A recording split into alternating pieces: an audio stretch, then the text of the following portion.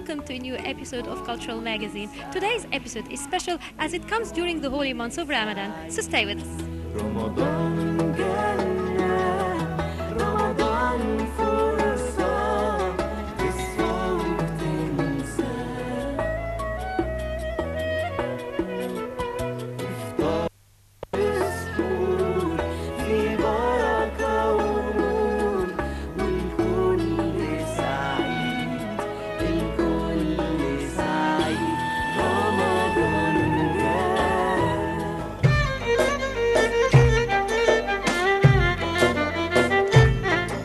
In Egypt, the holy month of Ramadan is known for its folkloric, religious, and cultural events and shows. So, following iftar, which is breakfast, Egyptians go out to enjoy the Ramadan nights. The Ramadan lantern or Fanus Ramadan is one of the most characteristic features of the holy months. You'd find it hanged in front of every door, in front of the various shops, even in the balconies of the various homes. So now let's look into the history of Fanus Ramadan. Ramadan is a magical month known for its unique traditions. Magical traditions are the Ramadan lanterns, the fawanis, which are now frequently made from recycled tin cans or plastic lanterns that play the latest popular music. Lanterns and lamps of various kinds, hues and degrees of brightness have always been special to the Egyptians. Many stories of their origins have been told. It is believed that it started during the rule of the Fatimid Caliph Al-Hakim Ba'amrillah. One story said that Al-Hakim wanted to decorate and light the streets at night. Another story said that he did not allow women out, and when women went out, a boy went in front of them and he held a lantern. When that tradition stopped, the Egyptians were fond of lanterns, so they kept the tradition of lighting the lanterns. This tradition continued that little children carried the streets every day to play. The Fanus remained a very unique symbol of Ramadan to Muslims and Christians alike. It has passed from generation to generation and is today associated with children and with Ramadan. During the holy months of Ramadan, we see children happily swinging their fawanis and singing Wahawiya Wahawi. Egypt is known for its unique handicrafts. Let's look at some of the handicrafts popular in Egypt.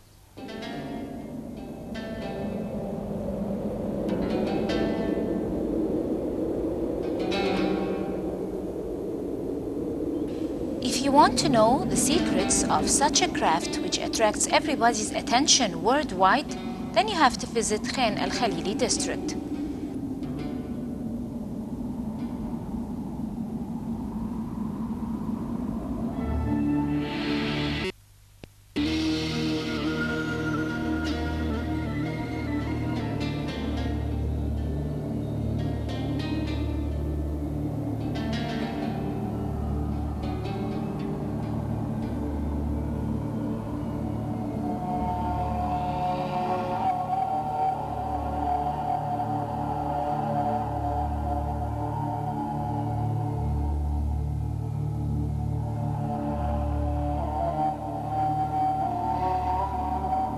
Engraving copper is one of the most important crafts that still preserves the secrets and techniques of the old crafts.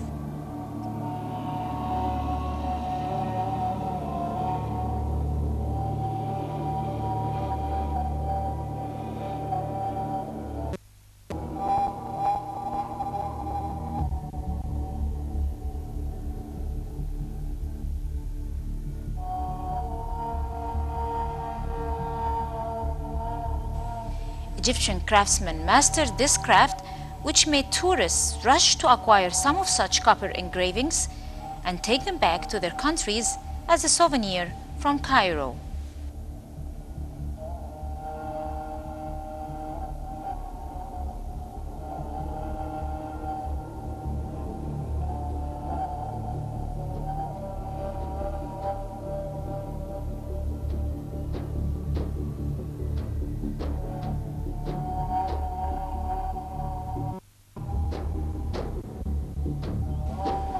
Copper objects are developed and other metals are used like silver and gold in addition to wood.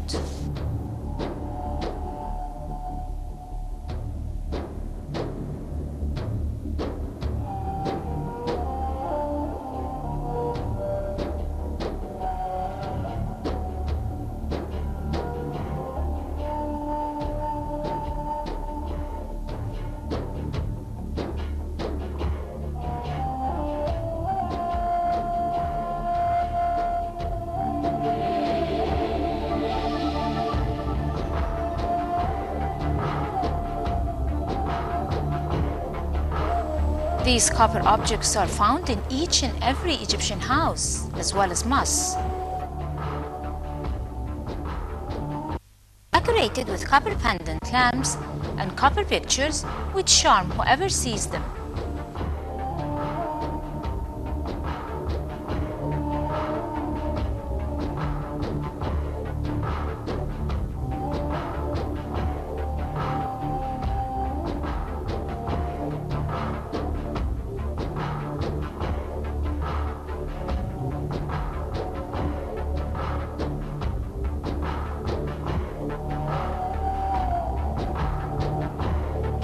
Each object made by a skillful craftsman represents a marvelous masterpiece.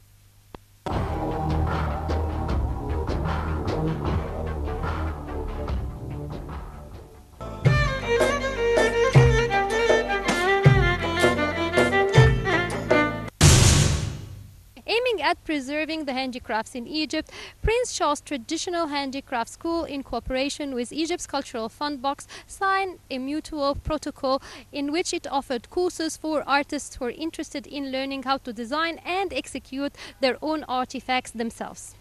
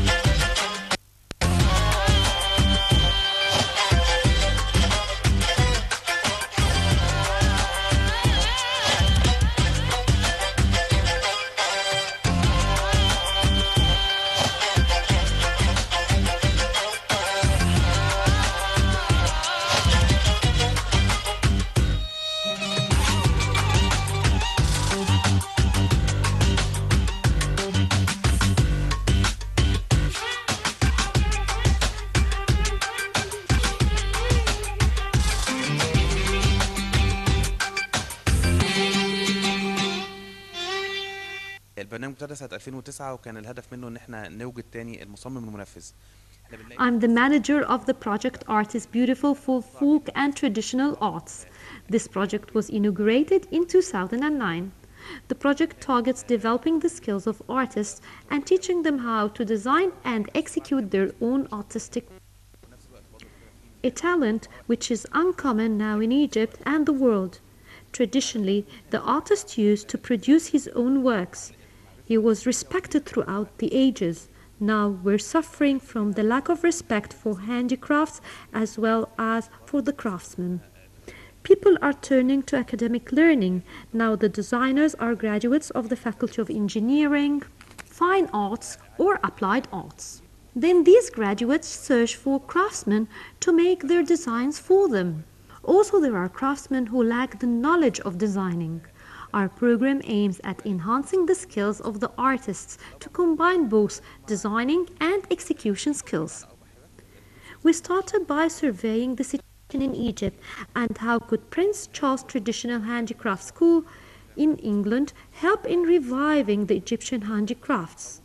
Of course, we had to decide upon the most important styles and techniques used.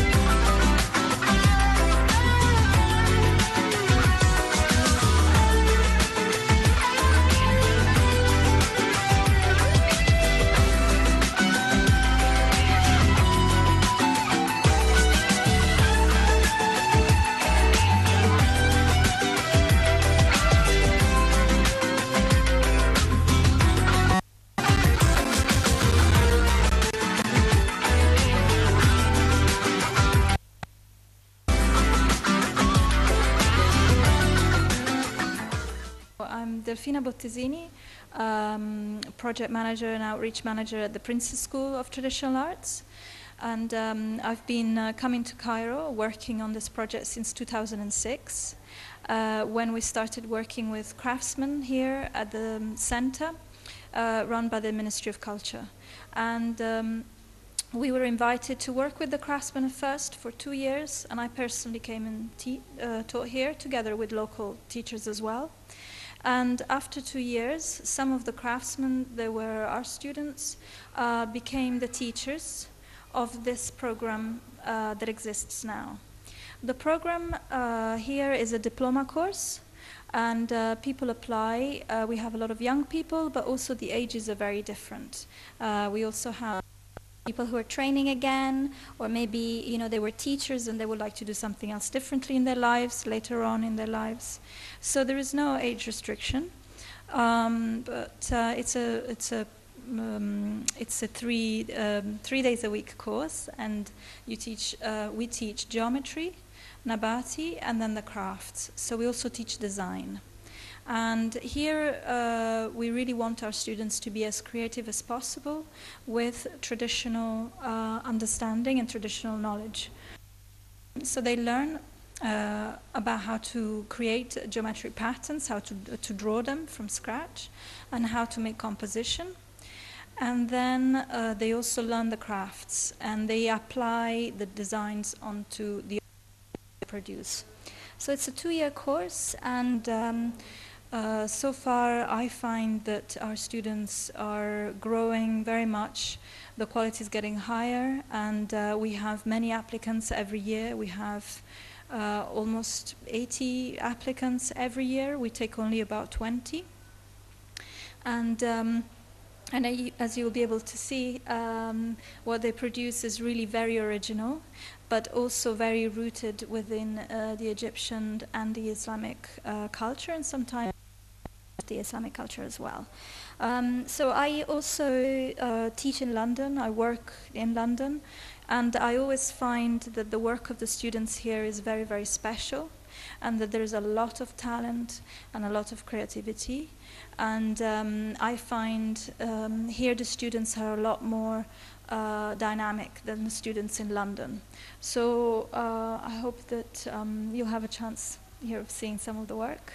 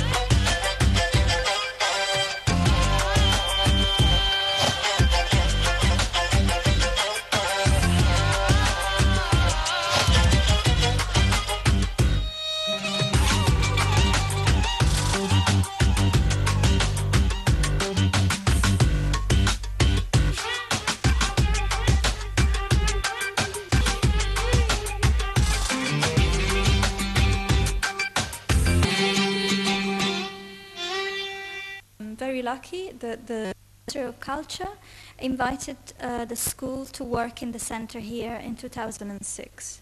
And we were very happy to take on this challenge and to be here. It was one of our first international projects, and our first project here in Cairo. So they are the main partners here with us, and also Art Jamil has been supporting the project since right at the beginning.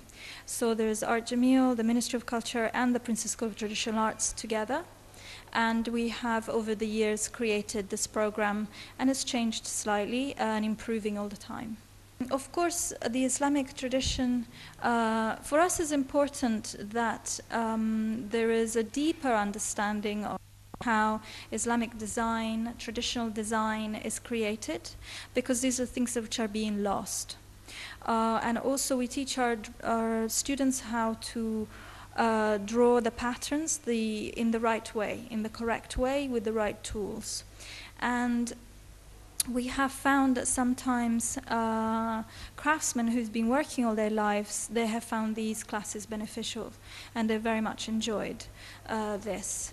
So this is a focus because we feel that we can give a lot in this area. However, we have students from a Coptic background, and we welcome that very much. And they still learn about geometry and patterns, but they also bring some of their cultures. We have students who are very interested in the pre-Islamic traditions of Egypt, in some of the pharaonic traditions, and also some of the sort of more, maybe what you might call folkloristic sort of designs. So we are happy to absorb all of that, and those are areas that we would learn from the students that come to us. But the area of expertise that we can certainly give is very much in the Islamic designs and the Islamic patterns. Now, the school in London teaches the traditional arts. We've worked in China, we work in Malaysia, we work in Canada, in the US, we work all over the Middle East, we're working in Azerbaijan, and so we are flexible, and we can bring in the knowledge of different cultures, but we also learn very much from every place that we go to, and this is probably the most important thing for us. This is how we grow and how we learn more.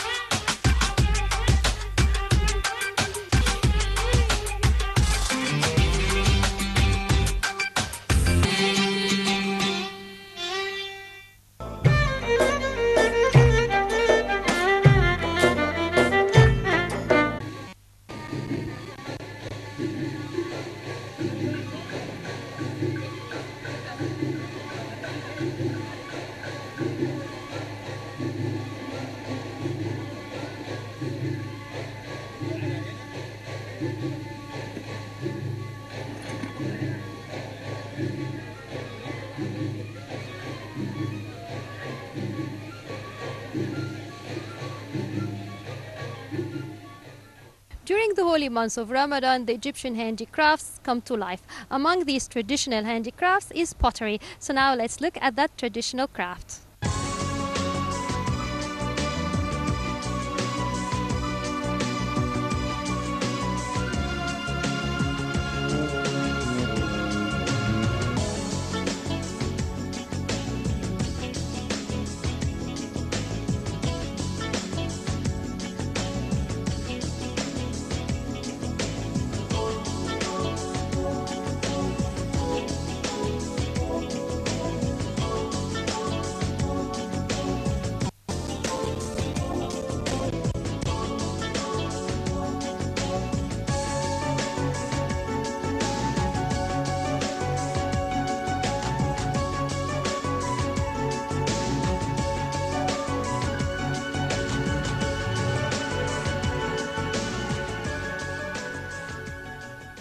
مدروج جابر من أسيوط، بحضر ماجستير في الخزف في كلية التربية النوعية، تخصص تربية فنية، تخصص خزف.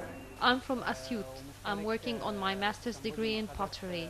I joined this symposium because I'm interested in pottery. My work is derived from nature with earth's textures. I love the way plants emerge from the earth. This design represents the earth with its cracks. I like to work with natural motifs. Nature is beautiful, so I dislike using artificial designs.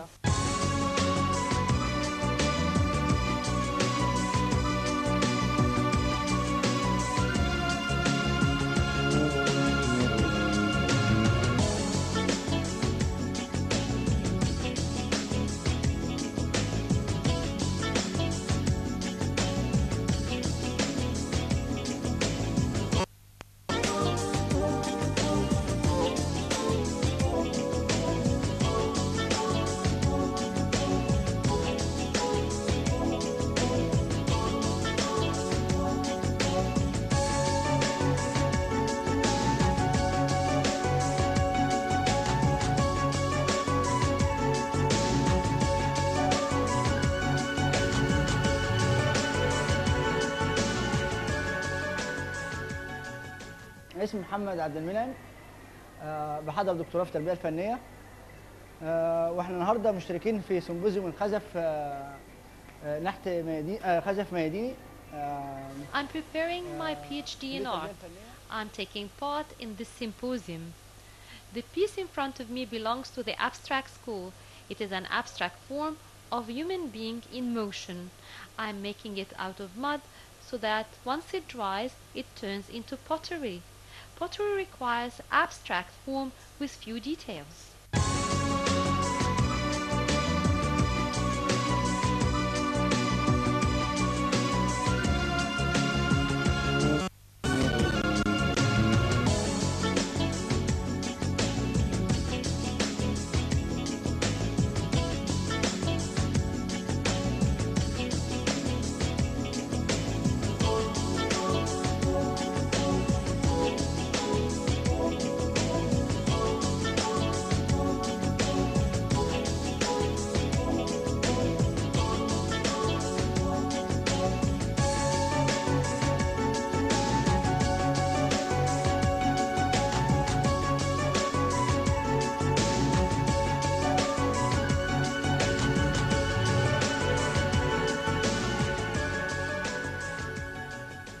أنا أستاذ الخزف كلية التربية الفنية، واسمي أستاذ فتحية إبراهيم طريف، أستاذ دكتور فتحية إبراهيم طريف.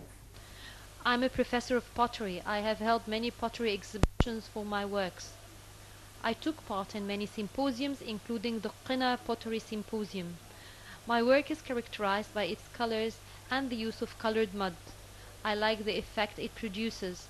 This group of bowls are not finished, yet I'm going to design them. This piece was designed on the pottery wheel. Then I evened its surface and smoothed it. We can combine a variety of designs together to create a unique. After you surface the polished piece, you leave it to dry, then you design it. This piece can't stand on its own, so I have to add a base to it and could add another design on top. By that, I have combined the pottery wheel design with the manual one.